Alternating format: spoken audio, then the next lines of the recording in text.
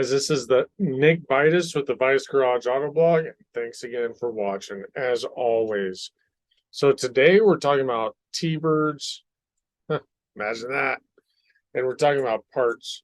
So just kind of wanted to touch base with everybody. Look, at the end of the day, what are the parts that you're struggling with? What are the parts you can't find?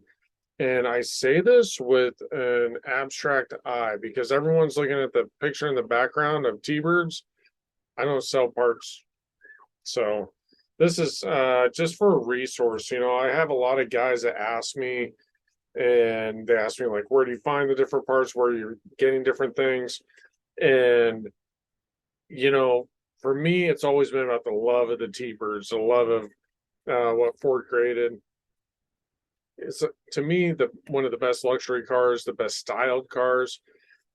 One of the interesting things is, in my opinion, is the differences of T-Bird fans. Now, there's a lot of guys that like the 66. They love the style of it. That's their car. Me personally, I really like the 65. That's 65, 64 is what I have right now, which is probably my favorite, but that same body style, the way the bumpers are shaped and how everything goes, that's one of my favorites, hands down.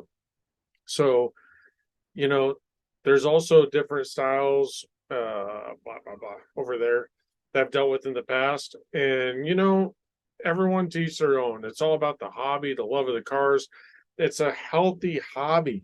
I mean, how many times are we doing hobbies that just put you for broke? And this is something you can do. It doesn't really cost much. Well, debatable. You can spend a lot of money. But I always joke that the Hemi Cudas, the Challengers, all these different cars that are also pretty rad, um, they don't they also command the price point. The Thunderbird, if you're into them, they can come for much less money. You get a lot of power, a lot of cruising, a lot of great memories. My personally favorite is the 64, just because I love the big boaty feel of the long lines. And it also was my first car. I had a 65 and I loved it. So back in the day with the T-Bird parts, I was working with Dick Hoagland out there. Nothing good, bad, whatever. I just wanted to document all these cars. I wanted to see the story. I wanted to see, you know, look at all these cars. This is guy's passion. He's took all these years to collect. And how many times are we going to run into that multiple times? Now, since that T-Bird specialist, I have found other things. So stay tuned. But, it's funny because if you go to the bird's nest, he's got a lot of cars too. He's got a lot. So it's out there. A lot of stuff's out there. T-Bird parts, hard to find. The experiences I've had, number one, the steering wheel. I don't know what you guys think, but I don't like aftermarket steering wheels on these cars. I think they look silly. They don't match. They always have a different proportion.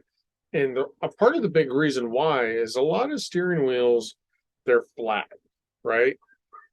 If you're looking at it sideways, they're basically flat, and they got some cool designs, whatever the steering wheel color is. I do love a Mustang wood grain steering wheel. I like a lot of different steering wheels. I had a 77 Trans Am once, so I put a race style steering wheel. Seemed to match okay. I really liked it at the time. But on these cars, if you look at the steering wheel, they kind of concave out, and then the wheels on the end. And so you throw on a flat steering wheel, and all of a sudden where that wheel is goes back significantly. I always thought it looked silly. So option B, keep the OEM. Couple things. With an OEM steering wheel, they're a different style. And to me, the reason I love them so much is they have that nostalgic to them. It's the thin steering wheel. It's bigger. It has the nice, it's just when you're driving it, it just feels like it's age. And I love that. I really like that about it. So that's one thing. So I knew I wanted a factory steering wheel. Yes, you can find them. Yes, it's going to cost you. And sometimes when you find them, they're still garbage, honestly, or they're cracked, or they're really good, but they're not perfect. My dad's 65 T-Bird has an OEM steering wheel back home, and that thing, it's like brand new. But that car's also been stored inside its entire life. So for mine, mine's an Arizona car. As you guys know, I actually got that car from kind of pulled it out of a field more or less. And also, because I did that, that car's seen a lot of sun. Now, the interior's been redone, but that's one piece that was never redone. So it does look pretty good. There's a couple cracks on it that I definitely want to fix, do something about. But at the end of the day, that really keeps its nostalgic feel. So um yeah. So basically when it comes to that, factory to me is the best way to go. So the steering wheel has been the biggest challenge for me. Now, there's a couple other things that you're just going to have a hard time finding. Bumpers. Here's a fun thing about bumpers. One, finding one that's not dented, re-chroming it, anything like that, it's going to be a little challenging. There are places you can find it. The best way to find it, some of these parts, if you find a donor card that's actually got the parts you need, sometimes that's the way to go. I will tell you, think about like this: if you have an old T-Bird and your bumper needs replaced on the 66, yeah, technically they're a little smaller, but still weigh a ton. On the 65s, those bumpers, they're heavy. They're super heavy. And then as you go back in time, if you're going to the 60, anything 60, 63, well, to be honest, most all of the T-Bird bumpers are going to be extremely expensive to ship. So I know this because I tried to ship a few. I have shipped a few. It was very expensive. It was not really the best option. In some cases, it's the only option. That's the way to go. In some cases, it does make sense. But at the end of the day, if you can rebuild, or rebuild's kind of a weird word for it, but if you can re-chrome, redo your bumper, that's really the way to go. So that's perfect. Bumpers can be challenging like that though, because at the end of the day, you kind of need to find one in your hometown or your area. And in Tucson, where we're at, I could find most parts. Kind of logistically where we're at, that's to my advantage. But if I'm in some weird place or far away, or some of you guys are overseas, you may have a hard time finding that bumper without shipping it. It's just going to be expensive. That's the way it is. I would say front and rear bumpers are probably the same conversation. The other weird thing would be air accessory components. Now, if someone's out there, I know there's a kit. I've heard of the kit, and Bird's Nest probably would be the person I'd ask if I want to go when I go down that rabbit hole. But on my T-Bird, I actually need to fix a lot of the air systems. So in the air systems for these cars, you had your air blocks, you had your power vents, you had, which were operated right there in the dash for front and rear. And those systems, I think there's a couple other things they operate too, but I'm kind of messing up. They all kind of go to this big manifold, and then there's a billion hoses that go off of it. That can be challenging. That can be a big challenge.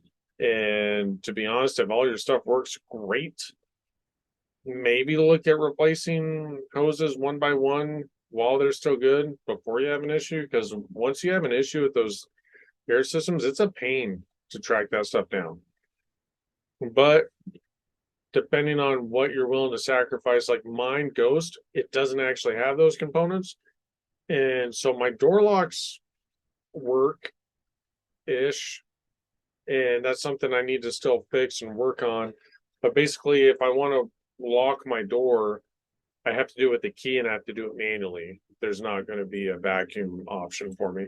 I also still need to fix the vents on Ghost, front and rear, as well as the mechanism up in the dash. It does open the front vents, but the one for the lever for the rear vent, that doesn't work at all.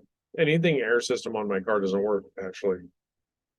But that's something I'm next projects I'll work on. The power wipers, my windshield wipers do not work. I'm in Arizona. I don't drive it in the rain at all. Even when they did work, I didn't. I feel like that car's done its time. So really, to me, I baby that car. That car really doesn't go out in the sun or the rain. No, the sun, I'm sorry, the sun, yes, but it goes out on good weather days. That's when I drive that car. The other weird things is just a lot of components that people don't think about. A lot of interior components, door panels. Door panels are actually just a nightmare. Now, you can get them, but they're just expensive. That's what I mean by nightmare. If you want the OEM stock, never been abused, they match your car. They're the blue door panel for your blue car, like this one right here. It's going to be expensive. Like I've heard of people spending like $1,000 or something on door panels, and I'm just about like lost my mind. It's crazy. Ghost has had hers reupholstered, and I didn't have that expense. I kind of lucked out. It's a longer story, but I don't have to worry. My interior is in fantastic shape because I've been going through everything on that car. But the tic-tacky stuff as I'm going through, obviously that stuff still needs. But as far as interior pieces, I'm okay. The rear valance that's right below the window inside, that can be kind of hard to find. I actually had to replace mine because someone had messed that up. And also there's different options on them. So like one was a flat panel, one was a flat panel with a speaker, and then there's like 3 different options on those panels, I'm pretty sure. At least 2. But that piece I've had to replace. That was actually hard to pull out and figure out how to get that thing out and back in, but that looks great now. And mine actually repainted to match. So that piece was actually metal, wasn't a big issue, wasn't super expensive. And at the time, had resources, still have resources, a lot of resources, but at the time I was in it at the right time to get that part. So that was cool. A lot of guys struggle with hubcaps. Hubcaps can be hard. A lot of times they're always expensive, but realistically, getting them when they're in perfect shape is really hard. I got my set from Cody from the Bird's Nest. He was selling like his own set. Pretty sure that's how that went. It's been a long time. And so I actually have like 3 extras. And basically the set I bought from him plus the extra 3 that I had, I was missing one when I got the car. I picked the best 4, and those are the ones I put on the car. And in fact, one time one fell off and I did everything I could to get that thing back, and I did get it back. But they're not cheap either. Let's talk about the engine. Engine transmission, not terrible, I don't think. A big block. So, well, the FE block 390, not really an incredibly hard motor to find parts and get rebuilt and heads resurfaced and all this stuff. I never had any challenges with that. I did put a new cam in it. We did some work on the heads. We boarded over 30, and I do have the stock transmission in my car. I have the stock rear end in my car, which I haven't really had to mess with too much. I've had to do brakes on the car. But what else did I do? I did like the water pump, the timing set, a new carburetor. It's a stock cast iron whatever intake that's on those 390s that weigh just so much. It's ridiculous. But I did keep it. Dumb. But yeah, I kept it. And I think that's pretty much it. I think, yeah, I think that's, I mean, I basically went through the entire motor, replaced all the seals, and it runs like a champ. It runs fantastic.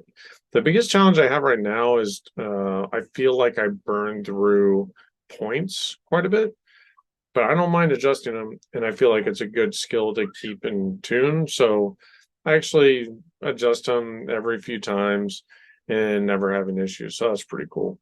And what else? Well, as far as engine, transmission, you can get most of the stuff rebuilt in your local town shop. You shouldn't have any big issues. The biggest thing is all the tick-tacky details.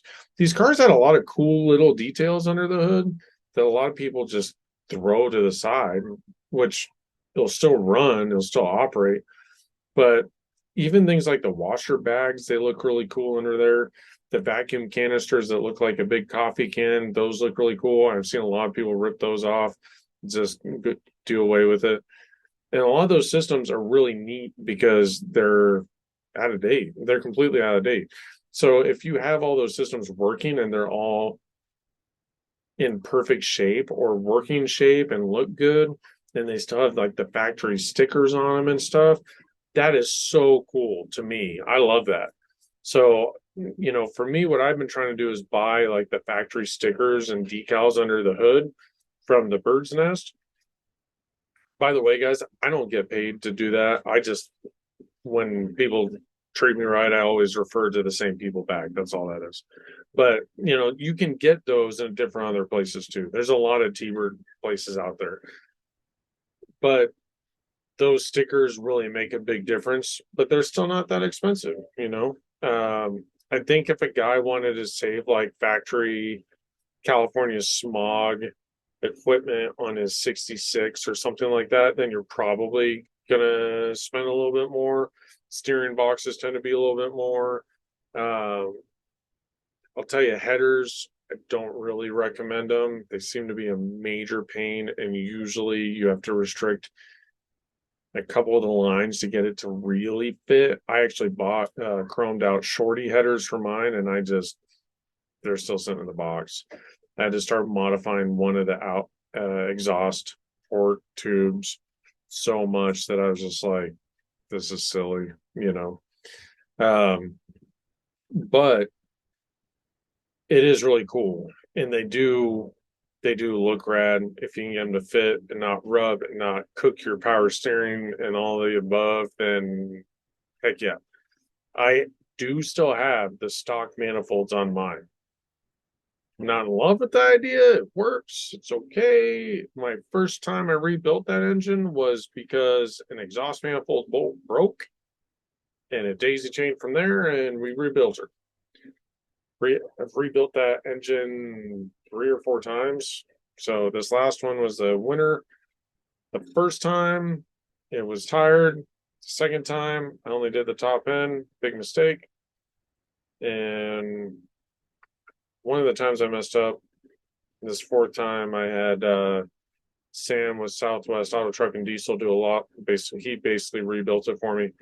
And I can't remember. We'd have to go back and look at the videos, but I think I had him do the short block and then I added stuff or something. I don't know. One time I did it start to finish all myself. Another time I had Sam do it, and I'm pretty sure that's what's on the car still right now. And Southwest Auto Truck and Diesel out there in Marana, highly recommend. That's my boy.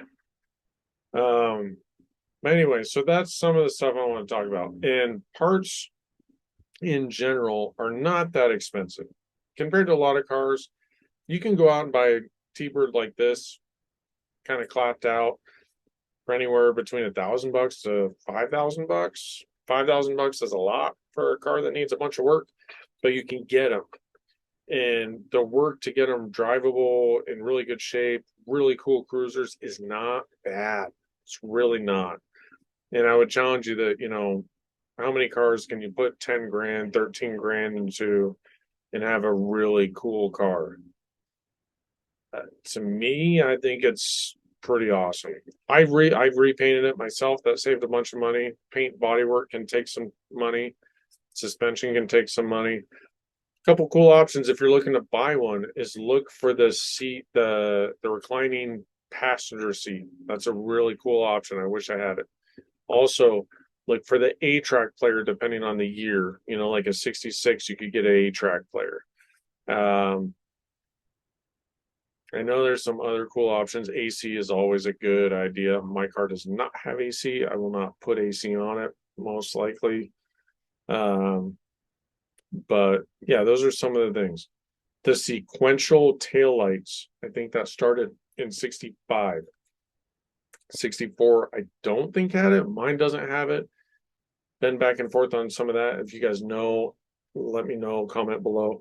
The 65 on through 66 or 67, I think I'll have the sequential taillights. Those are really cool. And when those work, that's really cool. Those components can be hard to deal with too. Anyway, we're going to be doing some other videos here really soon. A lot of big, great things have been happening recently, so that's awesome. And actually, I had a company send me some stuff, so we're going to go ahead and test that out pretty quick here. But we've had not the greatest weather in Tucson, so haven't had a ton of time to pull the car out and do a bunch of stuff. But I am going to, and this is the time to do it. So, all right, guys.